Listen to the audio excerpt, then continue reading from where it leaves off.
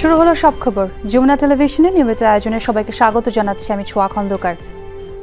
জামাতের আন্দোলন মানুষের আকাঙ্ক্ষা বাস্তবায়নের জন্য পিআর পদ্ধতিতেই নির্বাচন হতে হবে, আন্দোলনের মাধ্যমে পিআর পদ্ধতির দাবি আদায় করা হবে, এমন মন্তব্য করেছেন জামাতে ইসলামীর সেক্রেটারি জেনারেল মিয়া গোলাম পরওয়ার।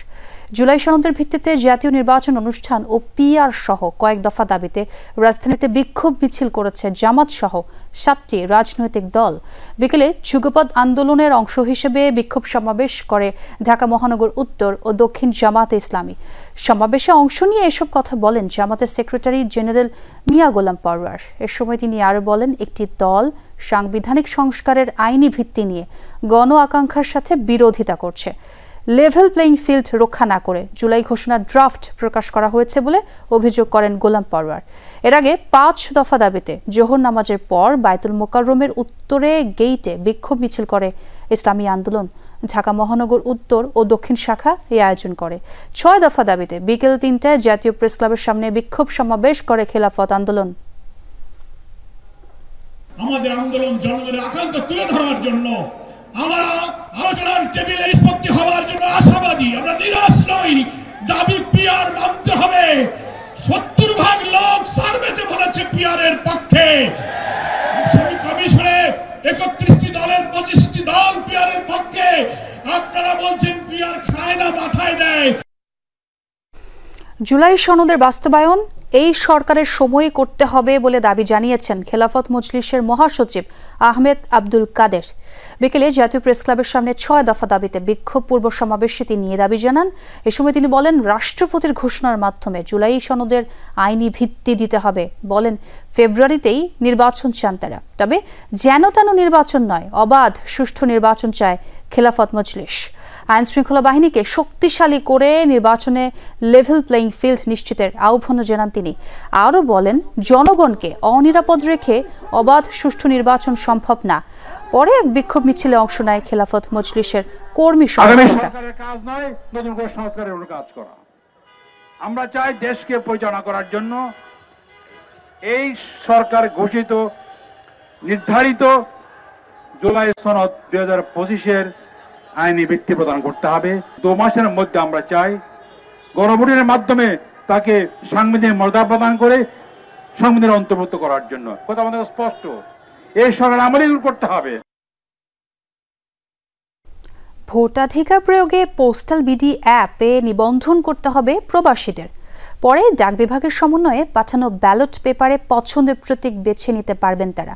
অবশ্য নির্বাচন চলাকালে সেই প্রবাসী ভোটার দেশে থাকলে পাবেন না ভোটদানের সুযোগ, এমনটা জানিয়েছেন ইসির সিনিয়র সচিব আক্তার আহমেদ। দুপুরে নির্বাচন কমিশন ভবনে ছিল সাংবাদিকদের সাথে ব্রিফিং। বলেন, নির্বাচনের দিন যারা বিভিন্ন দায়িত্বে থাকেন তারাও একই পদ্ধতিতে ভোট দিতে পারবেন।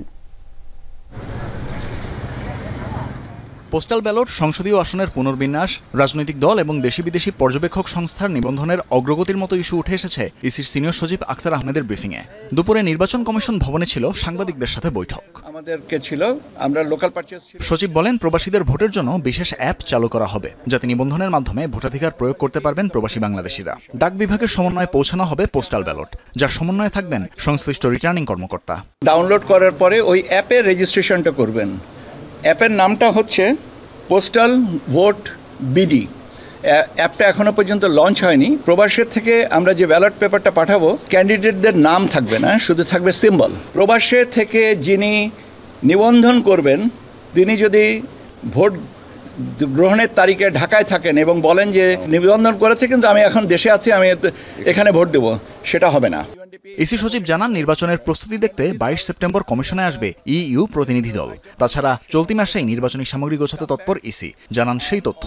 পরবর্তী কমিশন সভায় রাজনৈতিক দলের নিবন্ধন ও সংলাপ এবং দেশীয় পর্যবেক্ষক সংস্থার ব্যাপারে সিদ্ধান্ত আসতে পারে বলেও জানান তিনি। নির্বাচন সামগ্রী নিয়ে যে সংকটে পড়ব কিনা বা সাপ্লাই লাইনটা ঠিক মতন আছে কিনা, এটা নিয়ে সংশয়ের কোনো কারণ নেই। যে সময়ের সীমাটা আমরা নির্ধারণ করেছিলাম সেপ্টেম্বর, আমরা ইনশাল্লাহ সেটার ভিতরে যাবতীয় সামগ্রী পাচ্ছি।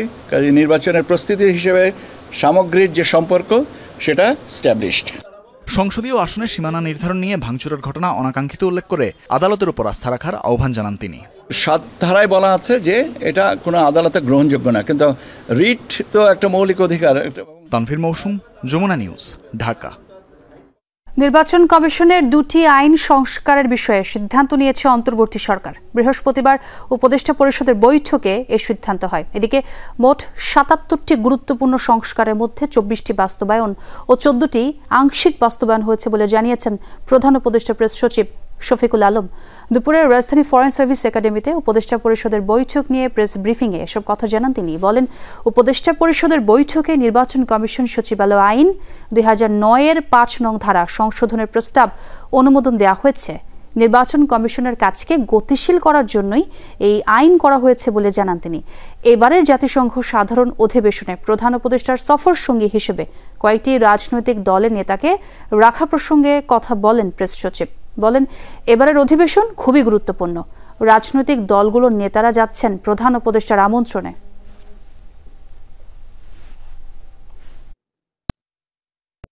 নির্বাচন কমিশনের দুটো আইন সংস্কারের সিদ্ধান্ত হয়েছে। দুটো আইন প্রস্তাবের কারণে যেটা হবে যে ইলেকশনের আগে নির্বাচন কমিশনের কাজে গতি পাবে এবং খুব দ্রুত তারা অনেকগুলো মেজার নিতে পারবেন। 77টি অতি গুরুত্বপূর্ণ সংস্কারের মধ্যে 24টি অলরেডি বাস্তবায়িত হয়েছে। আসন্ন জাতীয় নির্বাচন সামনে রেখে জনগণের আস্থা অর্জনে কাজ করে যাচ্ছে বিএনপি। বাংলাদেশ সময় সকালে নিজের ভেরিফাইড ফেসবুক পেজে দেয়া এক পোস্টে এমনটাই জানিয়েছেন দলের ভারপ্রাপ্ত চেয়ারম্যান তারেক রহমান। বলেন, দেশের প্রতিটি ভোটারের আস্থা অর্জন করাই বিএনপির প্রধান দায়িত্ব। ফেসবুক পোস্টে তারেক রহমান বলেন, তৃণমূল থেকে কেন্দ্র পর্যন্ত সাংগঠনিক কাঠামো মজবুত করা হচ্ছে। দুর্নীতি, অসদাচরণের দায়ে 7,000-এর বেশি সদস্যের বিরুদ্ধে ব্যবস্থা নেওয়া হয়েছে। জানান, শৃঙ্খলা দুর্বলতা নয়, সেটিই বিএনপির শক্তি। দলের সদস্যদের দায়বদ্ধ করার মাধ্যমেই বিএনপি সততার প্রমাণ দিয়েছে। তরুণদের গুরুত্ব দিয়ে শিক্ষা, স্বাস্থ্য, কর্মসংস্থান ও ডিজিটাল উদ্ভাবন সহ 31 দফা কর্মসূচির ভিত্তিতে বিএনপি নীতিমালা প্রণয়ন করেছে বলে জানান তারেক রহমান। একই সঙ্গে নারী ও তরুণ নেতৃত্বকে সামনে আনার প্রতিশ্রুতিও দেন তিনি। দলের নেতাকর্মীদের ঐক্যবদ্ধ থাকার আহ্বান জানিয়ে ভারপ্রাপ্ত চেয়ারম্যান বলেন, বাংলাদেশে একটি জবাবদিহিমূলক ও স্থিতিশীল রাষ্ট্র ব্যবস্থা গড়ে তুলতে বিএনপি দৃঢ় প্রতিজ্ঞ। নরসিংদীতে বিএনপির 2 গ্রুপের সংঘর্ষে নিহত হয়েছেন 1 জন, আহত হয়েছেন 5 জন। ভোরে সদর আলোকবালির চরে এই ঘটনা ঘটে। আহতদের মধ্যে গুলিবিদ্ধ 2 জনকে ঢাকা মেডিকেলে ভর্তি করা হয়েছে। এদিকে এই সংবাদ প্রচারের জের ধরে যমুনা টিভির সাংবাদিকের উপর হামলা হয়েছে। তাকে বেধড়ক মারধর করে বহিষ্কৃত বিএনপি নেতা আব্দুল কাইয়ুমের অনুসারীরা। আহত সাংবাদিক আইয়ুব খান সরকারকে সদর হাসপাতালে ভর্তি করা হয়। দিনের আলো ফোটার আগেই উত্তপ্ত হয়ে ওঠে নরসিংদী সদরের চরাঞ্চল আলোকবালি। সংঘর্ষে জড়ায় স্থানীয় বিএনপির দুপক্ষের নেতাকর্মীরা। স্থানীয়রা জানায়, নদী থেকে বালু উত্তোলন ও আধিপত্য বিস্তার নিয়ে ইউনিয়ন বিএনপির আহ্বায়ক শাহ আলম চৌধুরী ও বহিষ্কৃত সদস্য সচিব আব্দুল কাইয়ুম মিয়া গ্রুপের মধ্যে বেশ কিছুদিন ধরেই চলছে বিরোধ। এলাকায় নিয়ন্ত্রণ প্রতিষ্ঠা করতে দুপক্ষই ভিড়িয়েছে আওয়ামী লীগ নেতাকর্মীদের। বৃহস্পতিবার ভোরে সংঘর্ষ বাধে দুপক্ষের মধ্যে। গুলিতে নিহত হন 7 নম্বর ওয়ার্ড জামাতের আমির আলামিনের বাবা ইদন মিয়া। নিহত ইদন মিয়াকে বিএনপি কর্মী হিসেবেই দাবি করেছেন পরিবারের সদস্যরা। গুলিবিদ্ধ 2 জনকে উন্নত চিকিৎসার জন্য নেওয়া হয়েছে ঢাকায়। এসে একজনের লাশ পেলাম, আর ডাক্তারদের সাথে কথা বলে 3 জনের একজন প্রাথমিক চিকিৎসা নিয়েছে, আর 2 জনকে মনে ঢাকা রেফার করছে।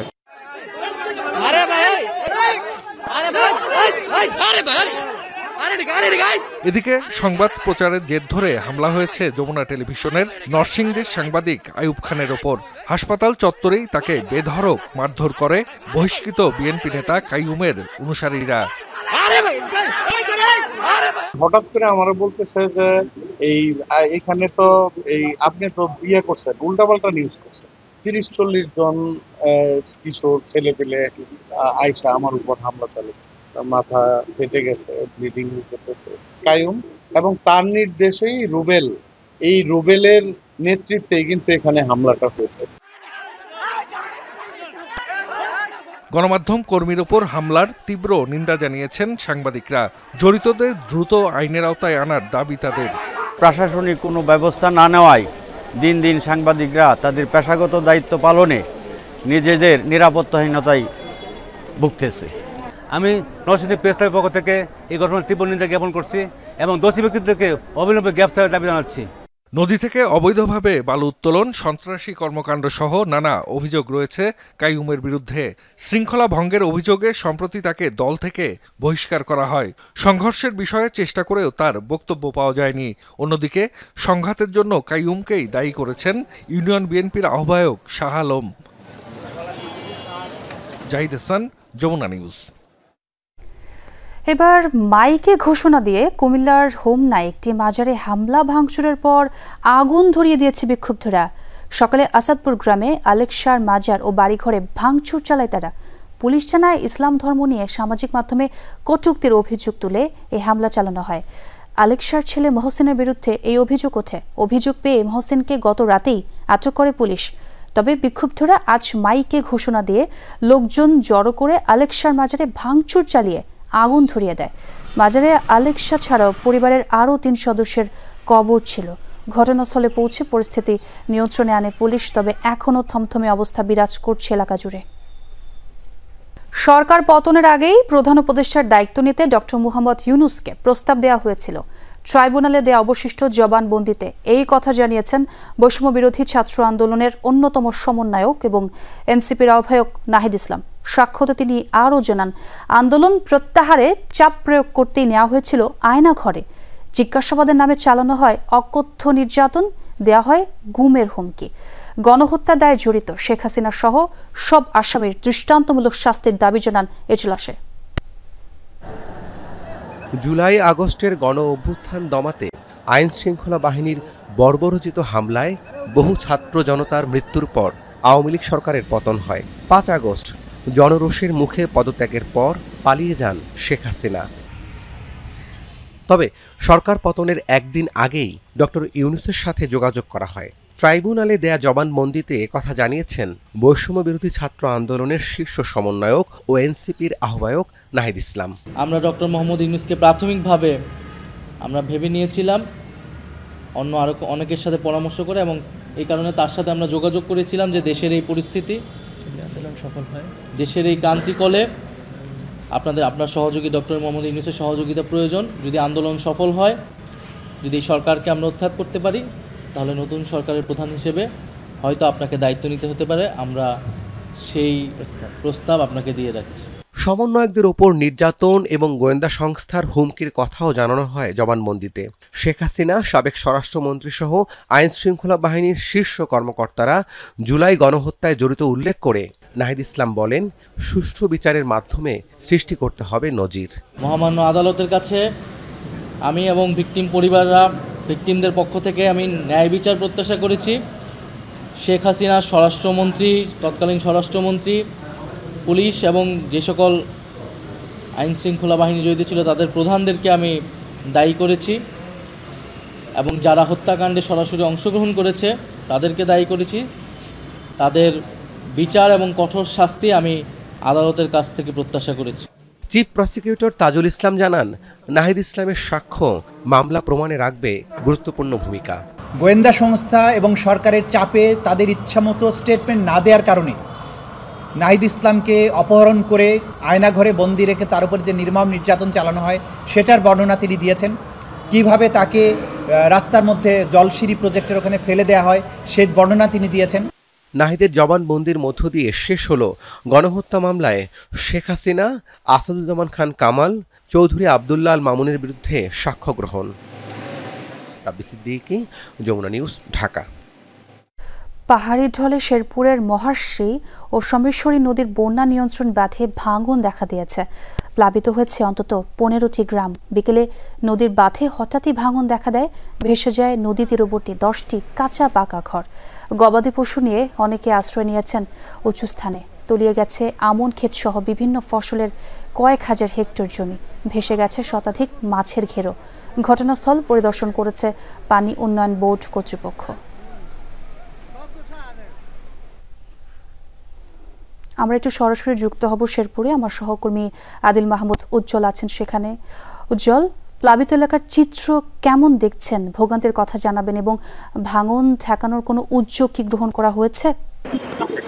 আপনি জানেন আসলে ভয়াবহ বন্যার কবলে পড়েছে ঝিনাইগাতিবাসী। আসলে আজকে বিকাল ৩টা থেকে কিন্তু হঠাৎ করেই এই পাহাড়ি ঢল পার্শ্ববর্তী যে ভারত থেকে নেমে আসা পাহাড়ি ঢলে কিন্তু মহারশী নদীর প্রায় ১৫০ মিটার বাঁধের অংশ কিন্তু ভেসে নিয়ে গেছে। আমি যদি আপনাকে একটু দেখাই যে এই কতটা ভয়াবহ হলে এখানকার পরিস্থিতি আপনি যদি একটু দেখেন যে পানির তোর এতটাই এখন পর্যন্ত নদী তীরবর্তী প্রায় ১০ থেকে ১২টি বাড়ি, প্রত্যেকটি কাঁচা পাকা ঘর কিন্তু ভেসে নিয়ে গেছে। এবং এখানকার আমি যদি পাশে নদী তীরবর্তী যে ফসলের ক্ষেতগুলো, কয়েক হাজার হেক্টর আমন ফসল কিন্তু এখন পানির নিচে। আসলে এই ফসলের ভাগ্যে কি আছে, আমি এখানকার কৃষকের সাথে কথা বলেছিলাম, তারা বলেছে ফসল কিন্তু আর ঘরে তোলা যাবে না। আরেকটি বিষয় আমি বলি, পানি এই সন্ধ্যা ৬টা পর্যন্ত কিন্তু বন্যা ভয়াবহ। ইতিমধ্যে 15টি গ্রাম ডুবে গেছে। ঝিনাইগাতি বাজারে প্রত্যেকটি দোকানে পানি, রাস্তা সড়কে প্রায় ১ হাঁটু সমান পানি এবং নদীর পানি কিন্তু সড়কে প্রায় ১ হাঁটু সমান পানি এবং নদীর পানি। আমরা যতটুকু খোঁজ নিয়েছি পার্শ্ববর্তী আসামে প্রচুর পরিমাণ বৃষ্টি হচ্ছে, আসলে বন্যার হয়েছে এবং বৃষ্টি যদি বাড়ে তাহলে কিন্তু আগামীকাল থেকে বন্যার পরিস্থিতি আরো ভয়াবহ আকার ধারণ করবে, এমনটাই বলেছে এখানে আমাদেরকে প্রশাসন এবং পানি উন্নয়ন বোর্ডের কর্মকর্তাগণ। এই মহারশী নদীর দুর্বল বাঁধ ভেঙে কিন্তু এখানকার প্রচুর পরিমাণ ক্ষয়ক্ষতি হয়। আজকে যে পরিমাণ বন্যার পানি এসেছে, এই বন্যার বৃষ্টি যদি অব্যাহত থাকে, কালকে কিন্তু এই ঝিনাইগাতিবাসীর কপালে আরো দুর্দশা আসবে, এমনটাই আমাকে জানিয়েছি। ছোয়া। উজ্জ্বল, আপনাকে অনেক ধন্যবাদ যোগ দেওয়ার জন্য। চট্টগ্রাম বিশ্ববিদ্যালয় কেন্দ্রীয় ছাত্র সংসদ চাকসু নির্বাচনে প্যানেল ঘোষণা করেছে ছাত্রদল ও শিবির। এর বাইরে প্যানেল হয়েছে আরও ৩টি। এরপর থেকে ক্যাম্পাসে প্রতিদ্বন্দ্বিতার আবহ, চলছে ভোটের সমীকরণ। আজ শেষ দিনে উৎসমুখর পরিবেশে মনোনয়নপত্র জমা দেন প্রার্থীরা। মনোনয়নপত্র জমাদানের শেষ দিনে তৈরি হয় চাকসু নির্বাচনে প্রতিদ্বন্দ্বিতার আবহ। দুপুরে প্যানেল ঘোষণা করে ছাত্রদল। ভিপি পদে সাজ্জাদ হোসেন হৃদয়, জিএস শাফায়েত হোসেন এবং এজিএস পদে প্রার্থী আইয়ুবুর রহমান তৌফিক। আপাতত পূর্ণাঙ্গ প্যানেল ঘোষণা করলেও কৌশলগত জোট করার সম্ভাবনার কথা জানায় সংগঠনটি। বাংলাদেশ জাতীয়তাবাদী ছাত্রদল শিক্ষার্থীদের অধিকারের প্রশ্নে আমরা প্রতিশ্রুতিবদ্ধ। চট্টগ্রাম বিশ্ববিদ্যালয়ের শিক্ষার্থীরা আমাদের মনোনীত প্রার্থীদের নির্বাচিত করলে শিক্ষার্থীদের পক্ষে কাজ করবে বলে আমরা নিশ্চয়তা প্রকাশ করছি। আমি কৃতজ্ঞতা প্রকাশ করছি আমাদের এই বাংলাদেশ জাতীয়তাবাদী ছাত্রদল চট্টগ্রাম বিশ্ববিদ্যালয়ের প্রার্থীত্বের বন্ধনে আবদ্ধ সকল ভাই বোনের প্রতি। এখানে অনেক যোগ্য প্রার্থী থাকা সত্ত্বেও তারা তাদের মতামতের ভিত্তিতে আমাকে মনোনীত করেছেন এবং তাদের প্রতি আমি কৃতজ্ঞতা জানাই। ঘণ্টা দুয়েক পর বিকেলে সম্প্রীতির শিক্ষার্থী জোট নামে প্যানেল ঘোষণা করে ছাত্র শিবির। ভিপি পদে ইব্রাহিম হোসেন রনি, জিএস পদে সাইদ বিন হাবিব এবং এজিএস পদে প্রার্থী সাজ্জাদ হোসাইন মুন্না। ইনক্লুসিভ করার জন্য আমরা সর্বোচ্চ চেষ্টা করেছি। বিশেষ করে আমরা এখানে একটা ভালো সংখ্যক নারী প্রার্থী রেখেছি, একই সাথে ভিন্ন ধর্মাবলম্বী আমরা এখানে প্রার্থী রেখেছি। এই ঘোষণার মধ্য দিয়ে আমি আজকে একটি সংগঠনের কেবল প্রতিনিধি নয়, বরং যদি আমাকে শিক্ষার্থী আমার ভাই বোনের আমার পাশে দাঁড়ায়, তাহলে এই ক্যাম্পাসে ২৭,০০০ শিক্ষার্থী ভাই বোনের প্রতিনিধি হিসেবে আমাকে কাজ করতে হবে। এছাড়া ইসলামী ছাত্র আন্দোলন বাংলাদেশ, গণতান্ত্রিক ছাত্র জোট সমর্থিত বৈচিত্র্যের ঐক্য এবং স্বতন্ত্র একটি প্যানেল নিজেদের প্রার্থী ঘোষণা করে। শেষ দিনে মনোনয়নপত্র জমা দিতে সকাল থেকে চাকসু ভবনে নির্বাচন কার্যালয়ে দেখা গেছে প্রার্থীদের ভিড়। আমি এমন একটা ক্যাম্পাস চাই যেখানে নারীরা কোনো বৈষম্যের শিকার হবে না, নারীদেরকে একটা পক্ষ স্লাট শেমিং করবে না, মানে স্লাট শেমিং করলে দ্রুত ওদের বিরুদ্ধে পদক্ষেপ নেওয়া হবে। আমি যদি বিজয়ী হতে পারি তারপরেও আমি শিক্ষার্থীদের সাথে থাকবো, আর যদি আমি বিজয়ী নাও হতে পারি তবুও আমি শিক্ষার্থীদের সাথেই থাকবো। শহীদুল সুমন, যমুনা নিউজ, চট্টগ্রাম। সিঙ্গাপুর থেকে দেশে ফিরে বিমানবন্দরে সাংবাদিকদের সঙ্গে কথা বলছেন বিএনপি মহাসচিব মির্জা ফখরুল ইসলাম আলমগীর। আমরা একটু সরাসরি তার বক্তব্য শুনতে চাই।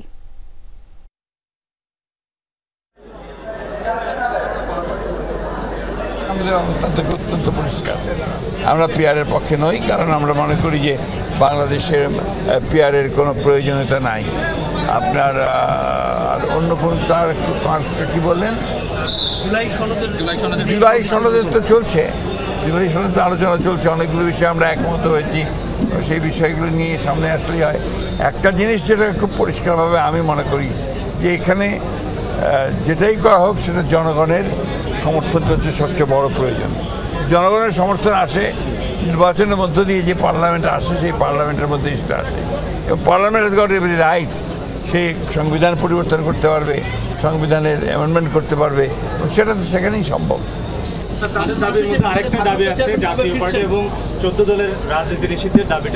এই ব্যাপারে আমাদের বক্তব্য আমরা খুব পরিষ্কার করে আগেও বলেছি, এখনো বলছি যে আমরা কোনো রাজনৈতিক দলকে নিষিদ্ধ করার পক্ষে নই। ইনশাআল্লাহ খুব শীঘ্রই। সরাসরি যুক্ত হয়েছিলাম শাহজালাল বিমানবন্দরে। রাজশাহী বিশ্ববিদ্যালয় কেন্দ্রীয় ছাত্র সংসদ রাকসু ও হল সংসদ নির্বাচনের প্রচারে ব্যস্ত প্রার্থীরা। পঞ্চম দিন সকাল থেকেই একাডেমিক ভবন, আবাসিক হল, টুকিটাকির চত্বর সহ ক্যাম্পাসের বিভিন্ন স্থানে গণসংযোগ করেছেন প্রার্থীরা। শিক্ষার্থীদের বিভিন্ন সমস্যা সমাধানে কাজ করার আশ্বাস দিচ্ছেন তারা। রাকসুতে 23টি পদে লড়ছেন 247 প্রার্থী, এর মধ্যে ভিপি পদে 18, জিএস পদে 13 ও এজিএস পদে 16 জন প্রতিদ্বন্দ্বিতা করছেন। ছাত্রদল ও শিবির সমর্থিত সহ এ পর্যন্ত 12টি প্যানেল ঘোষণা করা হয়েছে। আগামী 25 সেপ্টেম্বর রাকসু ও হল সংসদের ভোট গ্রহণ হবে। মোট ভোটার প্রায় 29,000। রাকসু ও চাকসু নির্বাচনে নিরাপত্তা নিয়ে কোনো উদ্বেগ নেই। জাকসুর অভিজ্ঞতায় দেখা গেছে হাতে গণনায় সময় লাগে, তাই OMR পদ্ধতিতে নির্বাচনের ফলাফল গণনার বিষয়ে সিদ্ধান্ত নেবে বিশ্ববিদ্যালয়গুলো।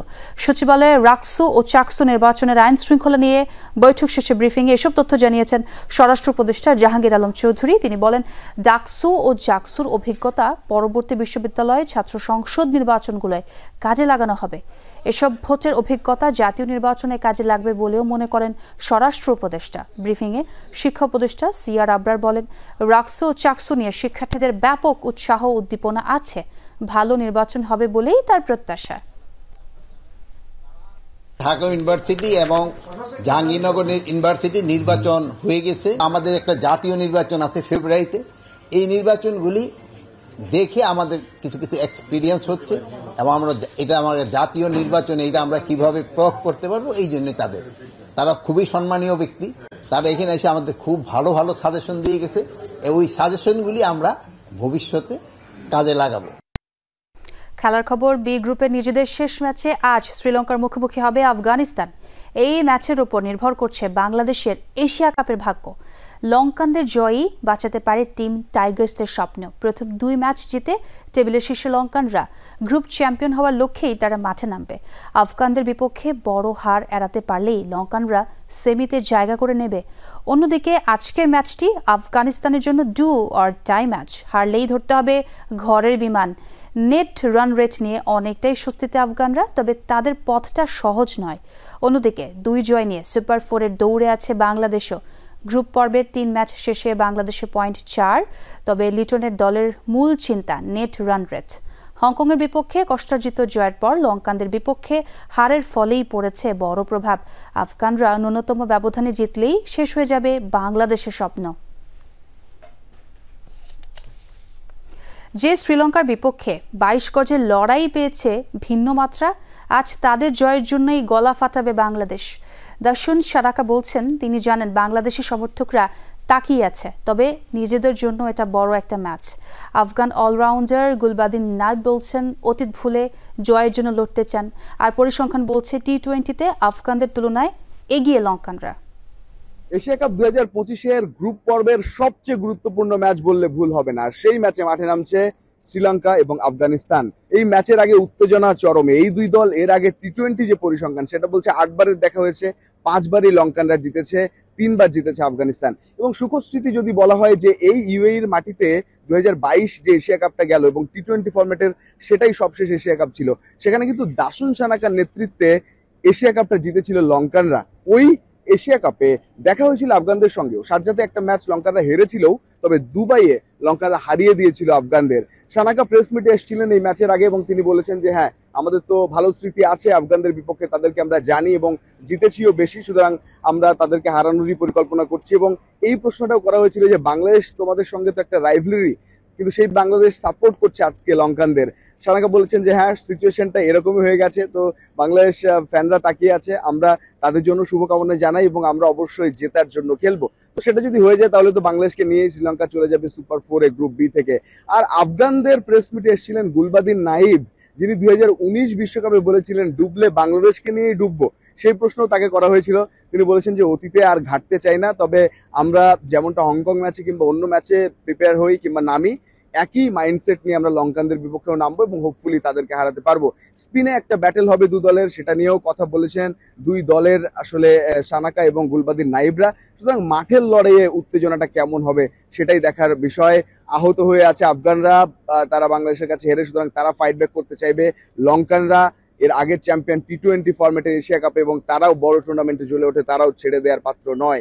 যা কিছু হবে সেটা মাঠের লড়াই এবং বাংলাদেশ দল বাড়তি চোখ রাখছে, কারণ গ্রুপ পর্বে এই গ্রুপ বি এর শেষ ম্যাচটাতে নির্ভর করছে ভাগ্য বাংলাদেশের এই সুপার 4-এ যাওয়া হবে কিনা, এশিয়া কাপের ওই শিরোপার স্বপ্নটা টিকে থাকবে কিনা। তো পুরোপুরি চোখ প্রত্যেকেরই রাত 8:30 বাংলাদেশ সময় শেখ জায়েদ ক্রিকেট স্টেডিয়ামে শ্রীলঙ্কা আফগানিস্তান লড়াইয়ে। রঞ্জন শান্ত, যমুনা স্পোর্টস, আবুধাবি, সংযুক্ত আরব আমিরাত। বিসিবি নির্বাচনের কাউন্সিলরের নাম জমা দেবার শেষ দিন শুক্রবার। বুধবার পর্যন্ত প্রায় 1/3 কাউন্সিলরের নাম জমা পড়েছে। প্রথম বিভাগের ক্লাব ওল্ড ডিওএইচএস থেকে কাউন্সিলর হয়েছেন তামিম ইকবাল, মোহামেডানের কাউন্সিলর মাসুদুজ্জামান, প্রাইম ব্যাংকের তানজিল চৌধুরী। তবে বর্তমান পরিচালক থেকে শুরু করে হেভিওয়েট আরও বেশ কিছু সংগঠক বৃহস্পতি শুক্রবারের মধ্যে চূড়ান্ত করবেন কাউন্সিলরশিপ।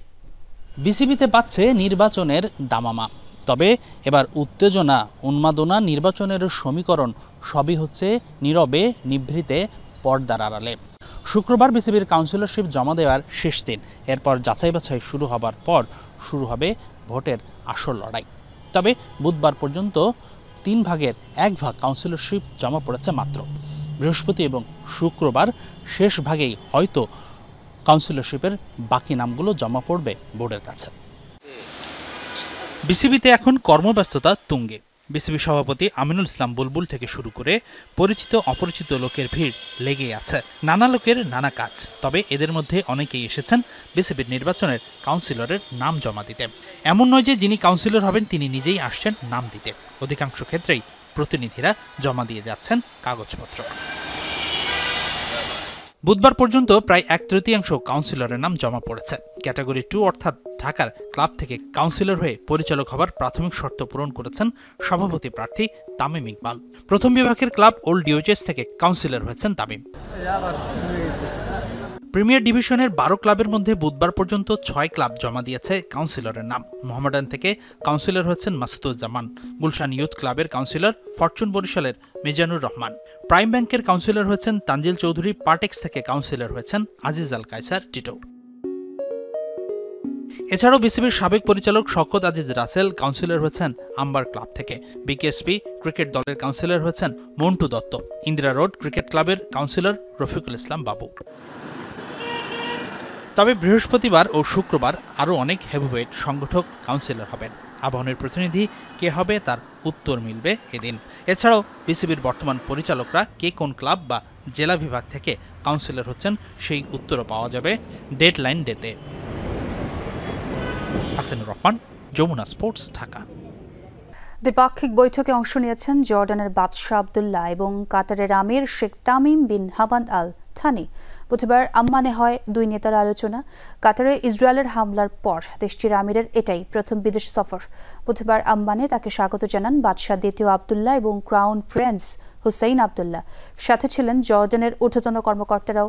রাজকীয় সংবর্ধনার পর শুরু হয় বৈঠক। দোহায় ইসরায়েলি আগ্রাসনের নিন্দা জানান বাদশাহ আবদুল্লাহ।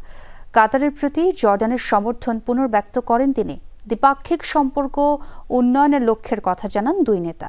এ সময় গাজায় ইসরায়েলের স্থল অভিযানের নিন্দা জানান তারা।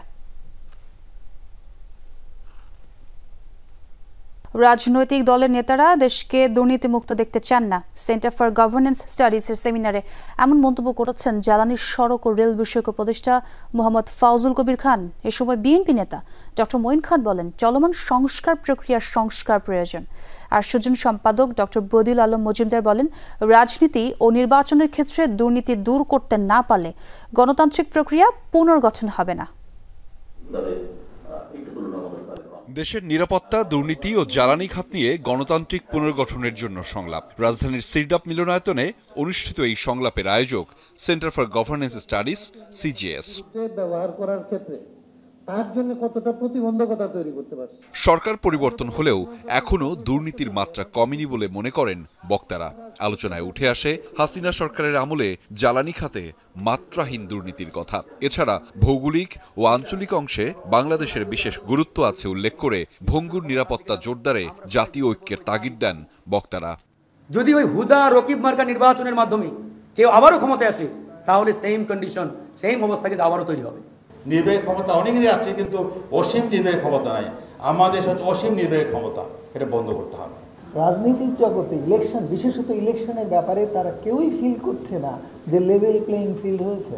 এখন তো মেইন নিরাপত্তা হচ্ছে রোহিঙ্গা, এবং সেখানকার যারা বিদ্রোহী আছে তারা আমাদের বর্ডার ক্রস করে সব পার্বত্য অঞ্চলে ঢুকে গেছে। বাংলাদেশের একটা নতুন জাতীয় নিরাপত্তা অবকাঠামো প্রয়োজন, একটা ন্যাশনাল সিকিউরিটি আর্কিটেকচার। জাতীয় নিরাপত্তার জন্য পূর্ব শর্ত হচ্ছে জাতীয় ইউনিটি। এই ক্ষেত্রে আমাদের সকলের দৃষ্টি দিতে হবে। রাজনীতি ও নির্বাচনের ক্ষেত্রে দুর্নীতি দূর করতে না পারলে গণতান্ত্রিক প্রক্রিয়া পুনর্গঠন হবে না বলে মনে করেন নির্বাচন সংস্কার বিষয়ক কমিটির প্রধান বদিউল আলম মজুমদার। আমাদের রাজনৈতিক অঙ্গনকে পরিচ্ছন্ন করতে হবে, একই সাথে আমাদের টাকার খেলা বন্ধ করতে হবে। তো তার মানে এর সাথে সবকিছু দুর্নীতি।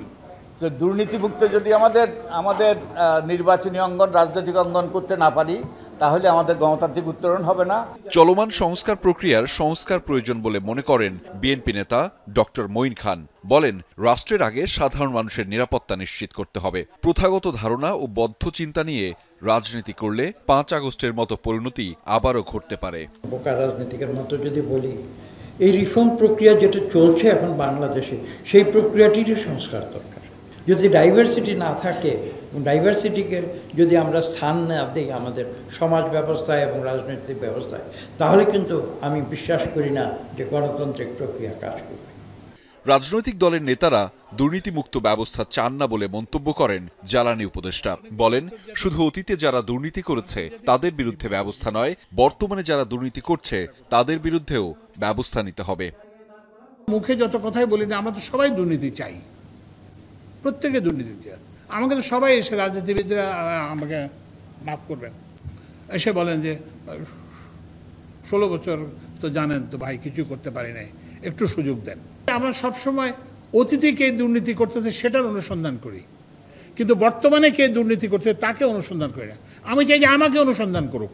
জনগণের ভোটে নির্বাচিত হয়ে আগামীতে যে দলই ক্ষমতায় আসুক, তারা দুর্নীতি ও জাতীয় নিরাপত্তা নিয়ে কার্যকর ব্যবস্থা নেবে বলে প্রত্যাশা বক্তাদের। আহমেদ রেজা, যমুনা নিউজ, ঢাকা। নির্বাচনকে সামনে রেখে কেউ যদি পরিস্থিতি অস্থিতিশীল করতে চায়, তাদেরকে রাজনৈতিকভাবে ক্ষতিপূরণ দিতে হবে, এই মন্তব্য করেছেন বিএনপির স্থায়ী কমিটির সদস্য আমির খুসরু মাহমুদ চৌধুরী। দুপুরে রাজধানীর মহানগর আবাসিক এলাকায় গণ অধিকার পরিষদের সভাপতি নুরুল হক নূরের শারীরিক অবস্থার খোঁজ নিতে তার বাসায় যান বিএনপির এই নেতা। পরে তিনি জানান, আলোচনার টেবিলে সব বিষয়ে ঐক্যমত্য হওয়ার কথা নয়, তবে জনগণের ওপর আস্থা থাকলে রাজনৈতিক দলগুলোর নিজস্ব ভাবনা নিয়ে তৃণমূলে যেতে হবে বলেও মন্তব্য করেন আমির খুসরু। বিএনপি রাজনীতিতে স্থিতিশীলতা চায় জানিয়ে আমির খুসরু বলেন, নির্বাচিত সরকারের অনুপস্থিতিতে যে জবাবদিহিতা থাকে না, নূরের ওপর হামলার ঘটনা সেটাই প্রমাণ করে। নির্বাচনের সাথে কোন পার্টির কি দাবি দেওয়া, এটা কোনো সম্পর্ক নাই। তাদের দাবি দেওয়া থাকতেই পারে, সেই দাবি দেওয়া নিয়ে তারা জনগণের কাছে যেতে হবে, জনগণের ম্যান্ডেট নিয়ে সংসদে আসবে, পাশ করতে পারবে। কেউ যদি অস্থিতিশীল করতে চায়, তাদেরকে রাজনৈতিকভাবে এটার জন্য ক্ষতিপূরণ দিতে হবে। বৈষম্য বিরোধী ছাত্র আন্দোলনে আহত ও পঙ্গুত্ব বরণ করা ব্যক্তিদের পুনর্বাসনে কাজ শুরু হয়েছে। এ বিষয়ে সরকারের 3টি মন্ত্রণালয় সহযোগিতা করবে বলে মন্তব্য করেছেন শহীদ ও আহত সেলের সম্পাদক মোহাম্মদ তামিম খান। বিকেলে রাজধানীর শাহবাগে জাতীয় জাদুঘরের সামনে আয়োজিত সংবাদ সম্মেলনে তিনি এই মন্তব্য করেন। এ সময় তিনি জানান, আহতরা ঠিকমতো ভাতা পাচ্ছে না, ভাতা প্রদানে ব্যাংক থেকে জটিলতা তৈরি হয়েছে। সবশেষে তিনি জানান, আহতদের খুব দ্রুতই উন্নত চিকিৎসা সেবা নিশ্চিত করা হবে। প্রয়োজনে চিকিৎসা দিতে দেশের বাহিরে নিয়ে যাওয়া হবে আহত যোদ্ধাদের এবং ধীরে ধীরে যোদ্ধাদের কর্মসংস্থানও তৈরি করা হবে বলেও জানান মোহাম্মদ তামিম খান।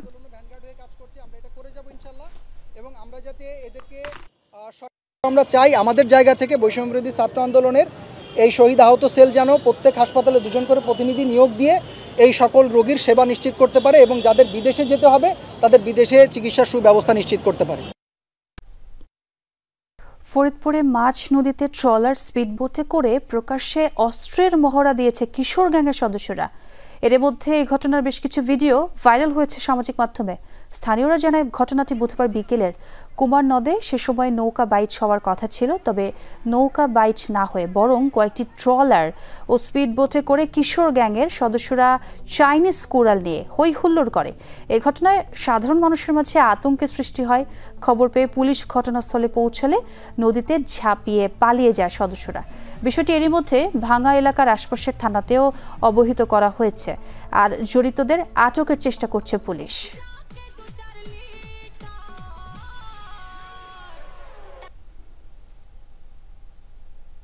ইসরায়েলের সাথে মুক্ত বাণিজ্য চুক্তি স্থগিতের প্রস্তাব উত্থাপন করলেন ইউরোপীয় কমিশনের প্রধান ভন দের লিয়েন। বুধবার ইসরায়েলের কট্টর ডানপন্থী মন্ত্রীদের ওপর নিষেধাজ্ঞা আরোপের প্রস্তাবও দেন তিনি। এই পদক্ষেপ কার্যকর হলে ইউরোপের বাজারে শুল্কমুক্ত প্রবেশাধিকার হারাবে ইসরায়েলি পণ্য। বাকি দেশের মতোই নির্ধারিত হারে ট্যারিফ গুনতে হবে তেল আবিবকে। গাজা সিটিতে শুরু হওয়া IDF এর স্থল অভিযানের প্রতিক্রিয়ায় এমন পদক্ষেপ EU কমিশনের। EU এর এই প্রস্তাবকে বিকৃত আখ্যা দিয়েছেন ইসরায়েলের পররাষ্ট্রমন্ত্রী গিডিয়ন স্যার। এতে ইউরোপেরই ক্ষতি হবে বলেও সতর্ক করেন। গত বছর ইসরায়েলের সাথে 42.6 বিলিয়ন ইউরোর বাণিজ্য হয় EUর। লিবিয়ায় নারকীয় নির্যাতন আর ডিটেনশন সেন্টার থেকে ফিরলেন 176 বাংলাদেশি। সকাল 9:45 শাহজালাল আন্তর্জাতিক বিমানবন্দরে এসে পৌঁছায় তাদের বহনকারী বিমান। ঢাকায় ফিরে বাংলাদেশি দূতাবাস এবং আন্তর্জাতিক অভিবাসন সংস্থা IOM এর প্রতি তারা জানান কৃতজ্ঞতা। বয়ানে উঠে আসে দালালদের খপ্পরে পড়ে করুণ পরিণতির কথা। দালাল চক্রের মাধ্যমে সমুদ্র পেরিয়ে ইউরোপে ঢোকার চেষ্টা, তবে ভাগ্যের দুর্বিপাকে জীবনে নেমে আসে বিভীষিকা। বৃহস্পতিবার অমানসিক নির্যাতনের ক্ষত নিয়ে দেশে ফিরেছেন আরও 176 বাংলাদেশি। লিবিয়ার তাজুরা ডিটেনশন সেন্টারে বন্দী ছিলেন তারা। ট্রিপলিতে অবস্থিত বাংলাদেশি দূতাবাস এবং আন্তর্জাতিক অভিবাসন সংস্থা IOM এর সহায়তায় বুরাক এয়ারের একটি ফ্লাইটে তারা দেশে ফেরেন। তাজুরা সফর জেলে পাঠানো ছিল, ওই জেলে আমরা 4.5 মাস ছিলাম। তারপরে 3 মাস থাকার পরে বাংলাদেশ এম্বাসি যায় আমাদেরকে লিস্ট করে আমাদেরকে সাফারা দেওয়া হয়েছে।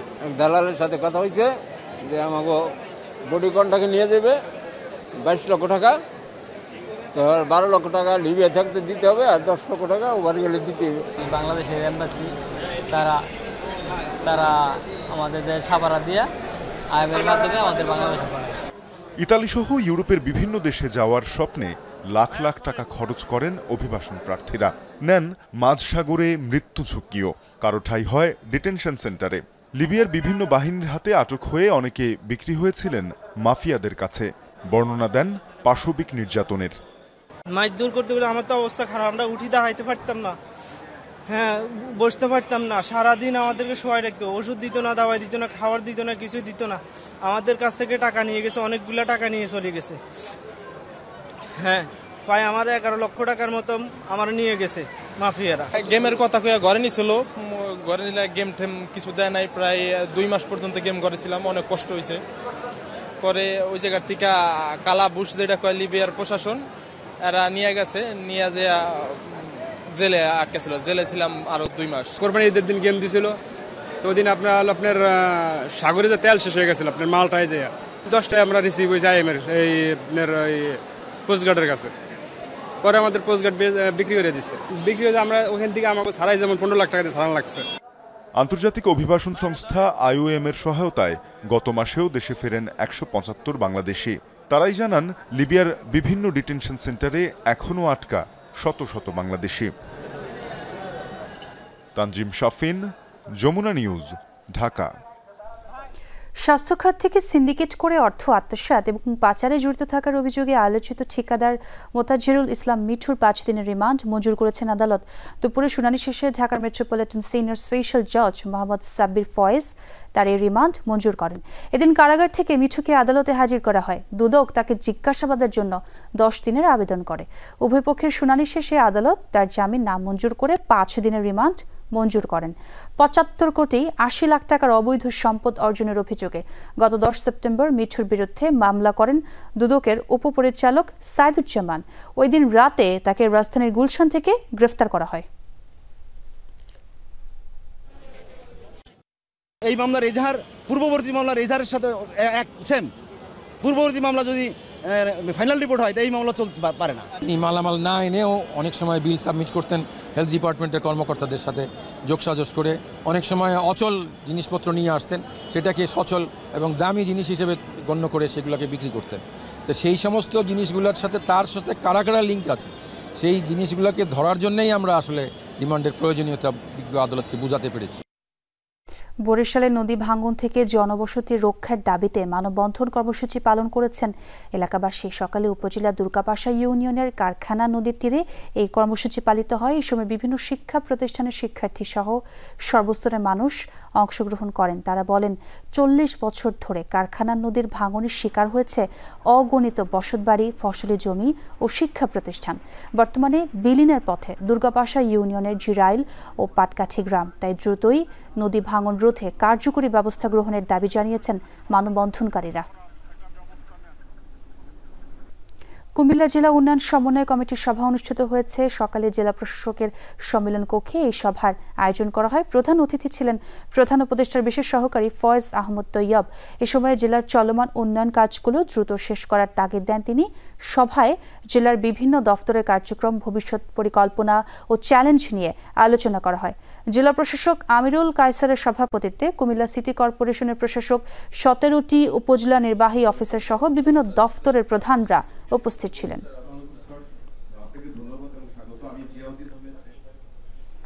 অনুষ্ঠিত হলো এসএমসি এন্টারপ্রাইজ লিমিটেডের ফার্মা ডিভিশন 2025-এর বার্ষিক সম্মেলন। সকালে রাজধানীর এক হোটেলে এই বার্ষিক সম্মেলনের আয়োজন করা হয়। বার্ষিক বিক্রয় সম্মেলনের উদ্বোধন করেন এসএমসির ম্যানেজিং ডিরেক্টর ও সিইও তসলিম উদ্দিন খান ও এসএমসির এন্টারপ্রাইজ লিমিটেডের ম্যানেজিং ডিরেক্টর সাইফ উদ্দিন নাসির। এ সময় বার্ষিক লক্ষ্য অর্জনের জন্য বিভাগের সকল সদস্যদের অভিনন্দন জানানো হয়। বার্ষিক সম্মেলনে সারা দেশ থেকে 550 জন সেলস ডিপার্টমেন্টের লোক উপস্থিত ছিলেন।